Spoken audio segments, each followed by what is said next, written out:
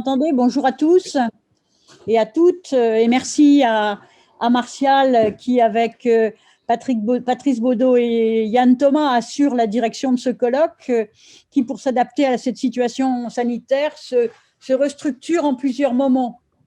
Donc, quelques mots pour présenter Cerisy à celles et ceux qui ne connaissent pas encore le lieu et en espérant que vous nous rejoindrez l'année prochaine. Puis évoquer finalement cette aventure de 4 ans déjà qui a préparé cette rencontre Art et Argent. Enfin, me réjouir peut-être de la place que tient désormais l'art dans les colloques de Cerisy. Et puis vous remercier de nous aider à expérimenter pour les rencontres de demain des formules hybrides. Alors, les colloques de Cerisy, ils sont accueillis au château de Cerisy dans le département de la Manche, en Normandie. Ils sont organisés par le Centre culturel international de Cerisy, qui est le principal moyen d'action de l'Association des Amis de Pontigny-Cerisy, reconnue d'utilité publique, dont la mission est de favoriser les échanges culturels et scientifiques internationaux. Son président devrait nous rejoindre. Il m'a demandé quel était le lien. Il s'agit de Jean-Baptiste de Foucauld. Donc, l'aventure culturelle et familiale qui a été initiée en 1910 à l'abbaye de Pontigny, en Bourgogne, par Paul Desjardins, mon grand-père, se poursuit depuis 1952 en Normandie. Et Cerisy, aujourd'hui, c'est 850 colloques et près de 650 publications.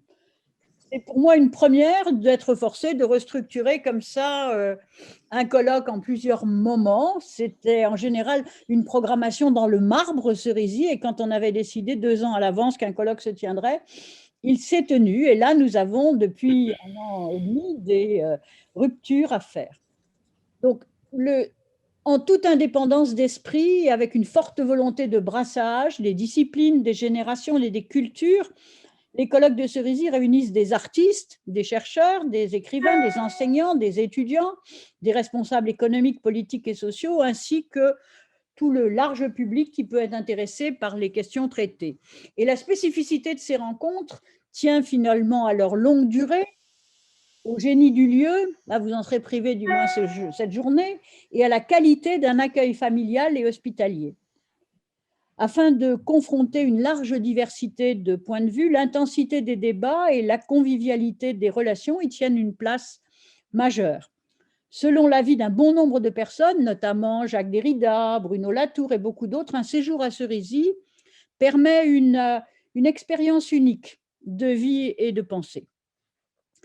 Alors, le point de départ de ce colloque Art et Argent, pour moi, c'est la venue en juin 2016 de Martial Poirson à Cerisy, au colloque Archéologie des médias, écologie de l'attention, dirigé par Yves Citon, Jeff Guez, Emmanuel Guez et Gwenola Wagon, qui a ouvert une nouvelle voie dans les rencontres de Cerisy et, selon un devoir de suite, a été à l'origine de plusieurs colloques, dont l'un en septembre 2018 sur le reenactment, sous la direction de Martial Poirson et d'Estelle Doudet. Connaissant donc le lieu, condition préalable à l'organisation d'un colloque de Cerisy, Martial Poirson, en juillet 2017, nous adresse, avec Patrice Baudot, un projet d'un colloque sur art et argent. L'idée est d'autant plus favorablement accueillie que 4 ans plus tôt, en octobre 2013, notre président, Jean-Baptiste de Foucauld, avait, suite à une sollicitation de la Banque postale, membre du cercle des partenaires de Cerisy, dirigé un colloque intitulé « Peut-on apprivoiser l'argent aujourd'hui ?» Après de nombreux échanges avec le conseil d'administration, ce colloque, poursuivant un séminaire de plusieurs années avec la BNF sur le thème « L'argent à l'œuvre », a été accepté en octobre 2018 et programmé pour une tenue au début juin 2020. Vous voyez les durées cerisiennes quand même, en parallèle avec une autre rencontre sur la circulation des cartes postales dans la littérature et les arts. C'est en mai 2019 que s'est engagée la préparation effective du colloque en lien étroit avec l'équipe du Centre culturel, choix des contributeurs, élaboration du programme, mise en ligne de la présentation sur le site de Cerisy et calendrier des séances et inscription des auditeurs à partir du 15 mars 2020. Mais dès l'envoi des programmes 2020, advient la Covid et la décision est prise de reporter le colloque du 11 au 18 mai 2021.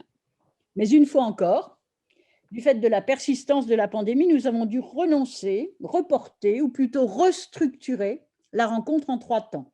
Un premier colloque en distanciel qui s'ouvre aujourd'hui, un séminaire de plusieurs séances sur art et crise au mois d'octobre, présidé par Jean-Baptiste Defoucauld, un colloque de 4 jours à Cerisy du 11 au 15 mai 2022, en parallèle avec une autre rencontre sur art et esprit rebelle. Je pense que les directeurs vous en diront plus tout à l'heure.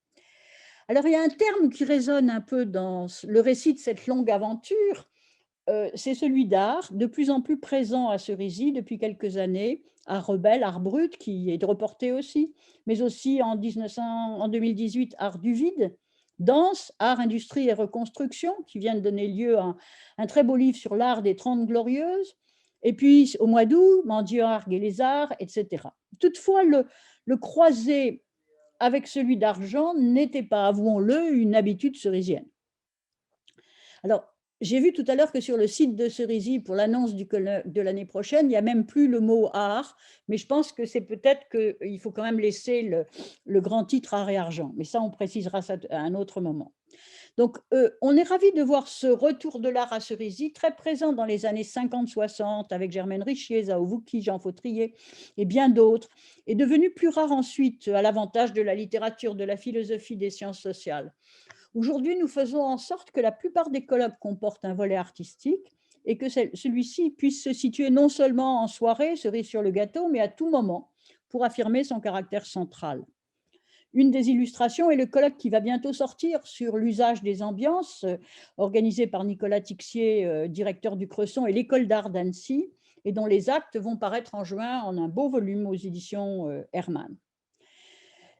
La situation liée à la pandémie exige un acte de réinvention des colloques de Cerisy en imaginant des formes qui, dans un espace médiatique élargi, hybride, présentiel et distanciel, sans rien lâcher de ce qui fait la force de l'expérience cerysienne. Et je vous dirais que je suis aujourd'hui à Cerisy, vous voyez le secrétariat, et que tous les 3 ou 4 techniciens de haut niveau sont venus pour essayer de voir comment on peut accroître les capacités Internet de Cerisy, parce que ça va très vite et qu'on va ouvrir le 28 mai le colloque sur l'économie circulaire, et là on va faire en sorte qu'on puisse avoir pour ce colloque des séances qui seront interactives entre distanciel et présentiel pour tout le colloque, et en plus une captation vidéo qui permettra ensuite de diffuser sur l'économie circulaire des podcasts ou des vidéos de très grande qualité partout. Alors, les techniciens s'affairent à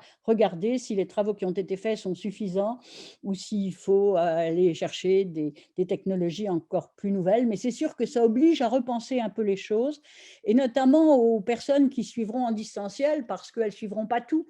Et il faut reconstruire les interactions qui peuvent se faire, peut-être avec des petits résumés, peut-être avec des indications de jalonnement, et ça oblige finalement à repenser les colloques dans un nouvel espace. Donc, merci de nous y aider.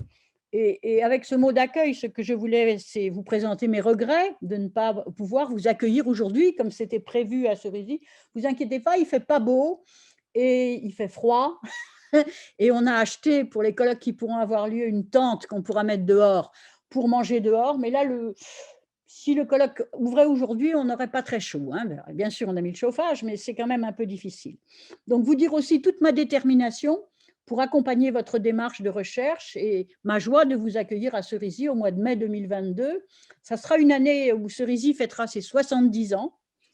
Et on sera heureux d'accueillir le moment terminal de cette aventure inédite, hein. C'est la première fois qu'on a un colloque en 3 phases, avant celle bien sûr de la publication, et puis de vous souhaiter à tous pour aujourd'hui et les journées qui viennent de belles journées de travail.